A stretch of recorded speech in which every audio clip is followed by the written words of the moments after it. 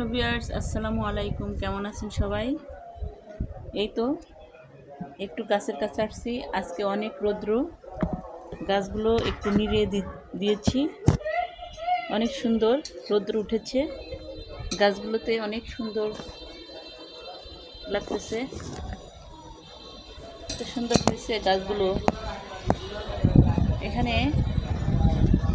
আদা গাছ আর একটা ছোট্ট আমার কিউট কচু গাছ হয়েছে। আদা গাছের পিছনেই ভাবছি আদা গাছটা উঠাবো। অনেক দিন আগে এটা আমি বপন করেছি। যখন উঠাই তখন আপনাদের সাথে শেয়ার করব। এখানে একটা হলুদ গাছ দিয়েছি। হলুদ গাছটাও অনেক বড় হয়ে গেছে দেখতে দেখতে। এখানে পুঁইশাক গাছটা হয়েছে, বেশ সুন্দর। পুঁইশাক গাছটা অনেক সুন্দর বড় বড় পাতা হয়েছে। গাছগুলো একটু পরিচর্যা করলাম, একটু নিড়ে দিলাম।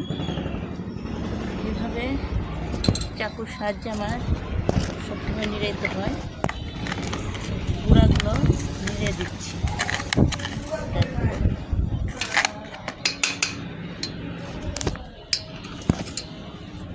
এই গাছটারও ঠিক এরকম এখানে একটা হলুদ গাছ হয়েছে, গুঁড়োগুলা নিড়ে দিচ্ছি।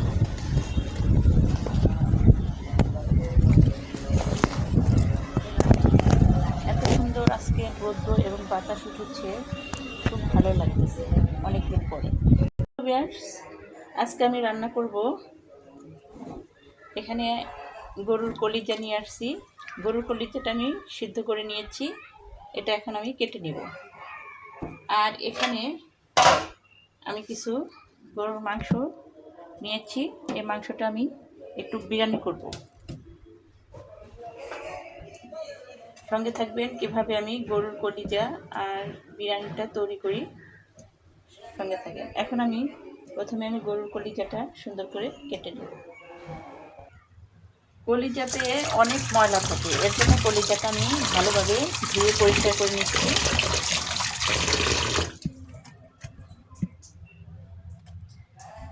গরুর কলিজাটা আমি একটা চাটনার মধ্যে নিয়ে নিলাম। ধুয়ে পরিষ্কার করে নিচ্ছি। এখন আমি এটা কেটে নেব। হ্যালো ভিউয়ার্স, গরুর কলিজাগুলো ওইভাবে আমি পিস করে কেটে নিলাম। এরকম করে ধুয়ে পরিষ্কার করে এরকম করে আমি ছোট ছোট করে পিস করে কেটে নিয়েছি। এখন আমি গরুর কলিজার জন্য কিছু মশলা তৈরি করে নেব। আদা রসুন এগুলো আমি পেস্ট করে নেব। বিরিয়ানির জন্য মাংসগুলো আমি আরেকটু ছোট ছোট করে নেব। ধুয়ে পরিষ্কার করে নিয়েছি, একটু ছোট ছোট করে নিয়ে নেব। হ্যালো ভিউয়ার্স, মাংসটা আমি এভাবে ছোট ছোট পিস করে কেটে নিলাম। 1 কেজি মাংসের জন্য এতটুকু মাংসই যথেষ্ট।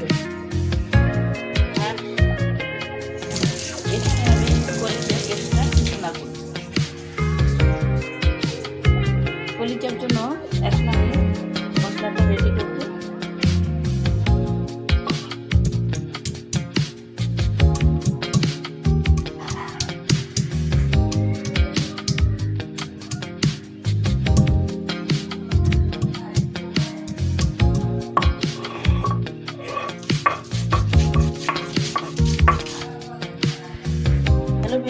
আমার আদা রসুন জিরা পেস্ট করা হয়ে গেল।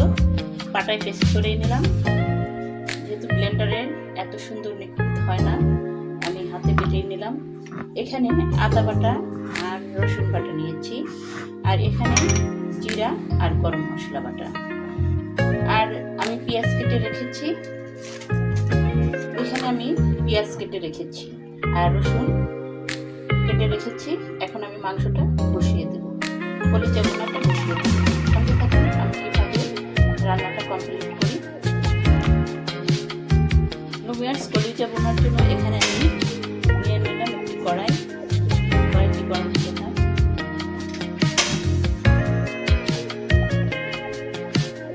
দিয়ে দিলাম এখানে সাদা তেল। আমার কড়াইটা গরম হয়ে গেছে। দিয়ে দিচ্ছি এখানে তেজপাতা আর গোটা গরম মশলা দিয়ে দিলাম, ভালোভাবে নাড়াচাড়া করে নিচ্ছি। পেঁয়াজটা আমার লাল লাল হয়ে গেল, দিয়ে দিলাম এখানে কলিজাগুলো।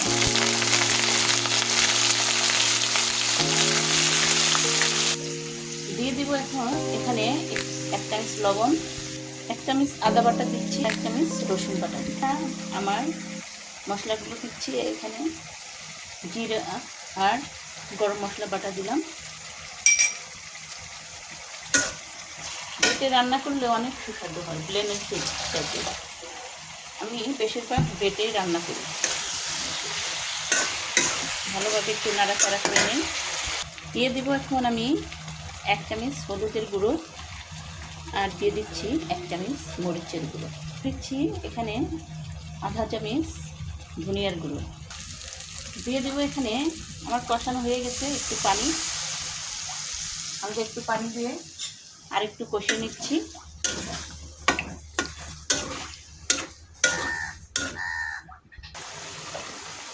একটু ঢেকে দিলাম। এখানে বিরিয়ানির জন্য আমি হাফ কেজি চাউল নিয়েছি। আমি কলিজা বোনা হয়ে গেলে আমি বিরিয়ানিটা রান্না করে নেব। বিরিয়ানির চাউলটা একটু আমি পানি দিয়ে ভিজিয়ে রাখবো। দিয়ে দিচ্ছি এখানে পানি। এভাবে কষলি আমি ধুয়ে নিব। বিরিয়ানির পানিটা যত সুন্দর করে ধোয়া যায়, অনেক ময়লা থাকে।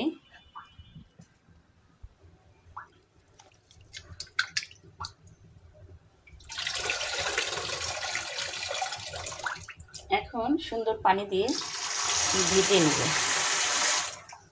এভাবে 10 মিনিট ভেজানো থাক।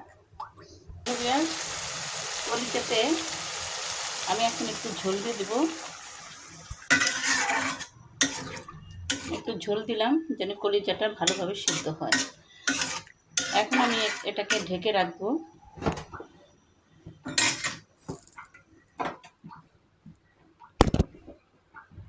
দিয়ে দিচ্ছি ঢাকা। হ্যালো ভিউয়ার্স, কলিজা বোনাটা আমি এখানে এই চুলায় বসিয়েছি, আর এখানে আমি তৈরি করব মাংসের রোস্ট, গরুর মাংসের রোস্ট। এখানে আমি পানি গরম করে রেখেছি। এখন দিয়ে দিব সাদা তেল। দিয়ে দিচ্ছি সাদা তেল।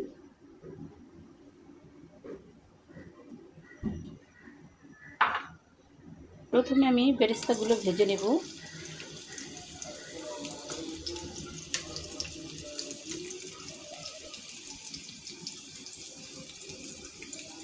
এখানে গরম মশলা, এলাচ, দারচিনি আর দিয়ে দিলাম 2টো তেজপাতা। বেরেস্তাগুলো ভালোভাবে আমি ভেজে নেব। হ্যালো ভিউয়ার্স, বিরিয়ানির রোস্টটা করার জন্য এখানে পেঁয়াজগুলো আমি ভেজে নিচ্ছি। বেশ মচমচে করে ভেজে নিতে হবে। বেরেস্তাগুলো আমার ভাজা হয়ে গেছে। এখন আমি এগুলো একটা বাটিতে উঠিয়ে নেব।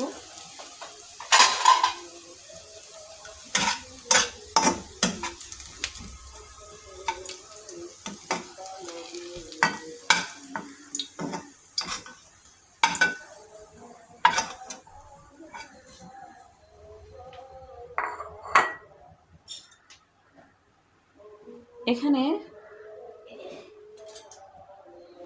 আদা, রসুন আর গরম মশলা, জিরা এগুলো পেস্ট করা আছে, কাটায় পেস্ট করে রেখেছিলাম, এগুলো দিয়ে দিলাম।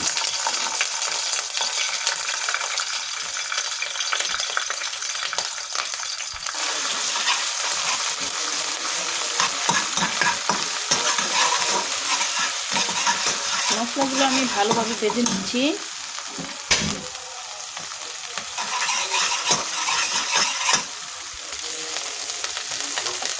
এখন আমি মাংসগুলো দিয়ে দিই। দেখুন মাংসগুলো কত সুন্দর কিউব আকৃতি করে কেটে নিয়েছি।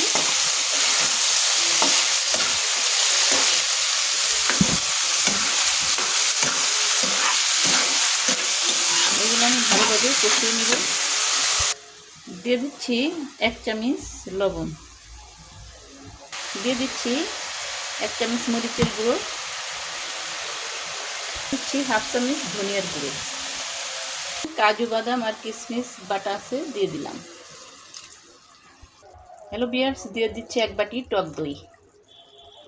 ভালোভাবে আমি নাড়াচাড়া করে নিচ্ছি।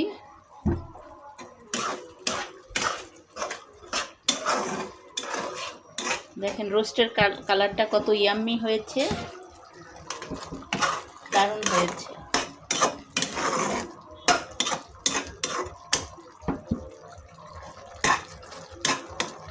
এখন আমি একটু ঢেকে দিব। দিয়ে দিলাম ঢাকা, আর দিয়ে দিলাম 1 চামচ চিনি। দিয়ে দিচ্ছি সামান্য পরিমাণে একটু সয়া সস, যেহেতু আমি সয়া সসটা দিয়ে মাখিয়ে নিয়ে নেই, এখন দিয়ে দিলাম। হ্যালো ভিউয়ার্স, এখানে আমি গুঁড়ো দুধটা নর্মাল পানি দিয়েই মিশিয়ে দিলাম। এই গুঁড়ো দুধটা মাংস অনেক সুন্দর, মানে খেতে অনেক সুস্বাদু হয়, আর পোলাওটা ঝরঝরে রাখে গুঁড়ো দুধটায়। এর জন্য আমি রোস্টেই গুঁড়ো দুধটা দিয়ে দিচ্ছি। দিয়ে দিচ্ছি ঢেকে। হ্যালো ভিউয়ার্স, আমার রোস্টগুলা কত আকর্ষণীয় এবং লোভনীয় হচ্ছে। এখন আমি দিয়ে দেব এই বেরেস্তাগুলো।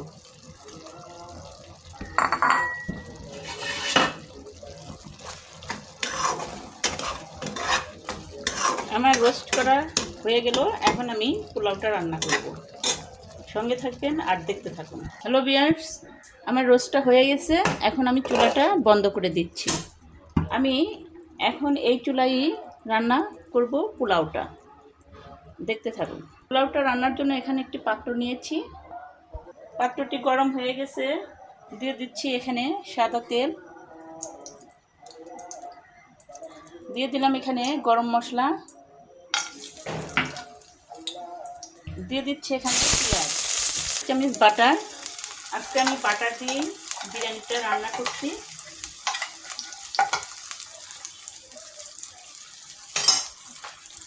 আজকে ঘি ব্যবহার করব না, বাটারের সব কিছুতে আমি বাটার দিচ্ছি। হ্যালো ভিউয়ার্স, এভাবে বাটার দিয়ে রান্না করলেও অনেক টেস্ট। হ্যালো ভিউয়ার্স, দেখুন বাটার ব্যবহার করছি, ঘি হয়ে গেছে।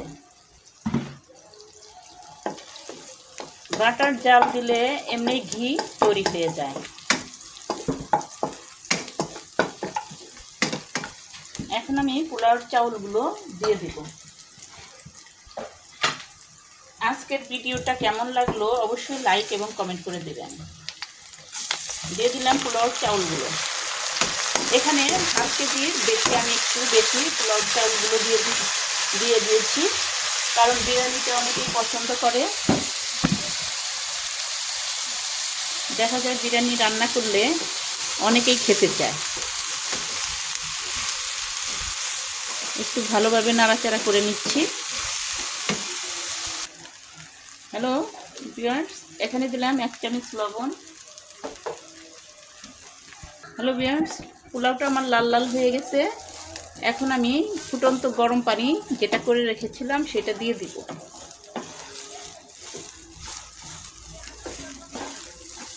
চালটা একদম সুন্দর করে ভাজা হয়ে গেল। গরম পানি দিয়ে দিব। এখন আমি ঢাকা দিয়ে দিব। পানি পরিমাণ মতো দিয়ে দিলাম।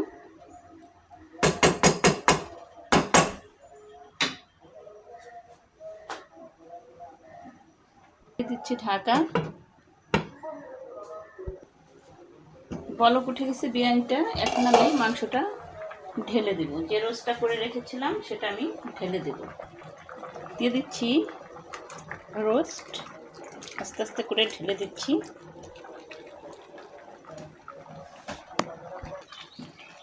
একটু নাড়াচাড়া করে নিচ্ছি, নিচে যেন না লেগে যায়। চুলার জালটা পরে আমি ঢিম করে দেবো, একদম লো করে দেব। বিরিয়ানিটা আস্তে আস্তে হয়ে যাবে।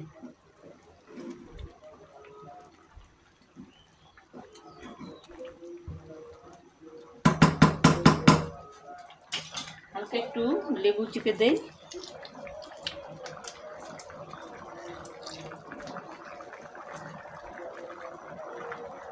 হ্যালো ভিউয়ার্স, এখন দিয়ে দিব কয়েকটা কাঁচামরিচ।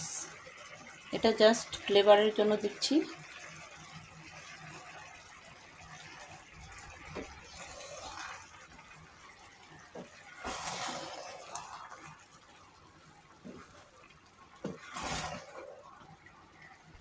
আমি এখন বিরিয়ানির মশলাটা ইউজ করব। আমি প্রথমেই দিই নাই, লাস্টে দিয়ে দিলাম। বিরিয়ানির মশলাটা দিয়ে ভালোভাবে একটু নাড়াচাড়া করে নিচ্ছি। হেভি সুন্দর হয়েছে বিরিয়ানি আজকে।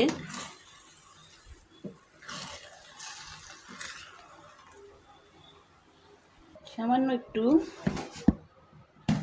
এখানে ছিদ্র আছে, এইটা ছিদ্রটা বন্ধ করার জন্য একটু টিস্যু দিয়ে দিলাম। ব্যাস হয়ে গেল। অনেক সুন্দর। টিস্যুটা ভিতরে লাগিয়ে দিচ্ছি এভাবে।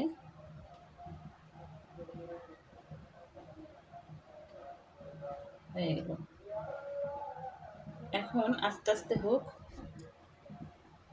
হ্যালো ভিউয়ার্স, বিরিয়ানিটা দেখি কীরকম হয়ে গেছে। ওয়াও, অনেক সুন্দর। বাহ, হাতে ঘরোয়াভাবে এরকম করে বিরিয়ানি রান্না একবারে হোটেলের মতোই। কত লোভনীয় হচ্ছে দেখুন, একদম ঝরঝরে সুন্দর।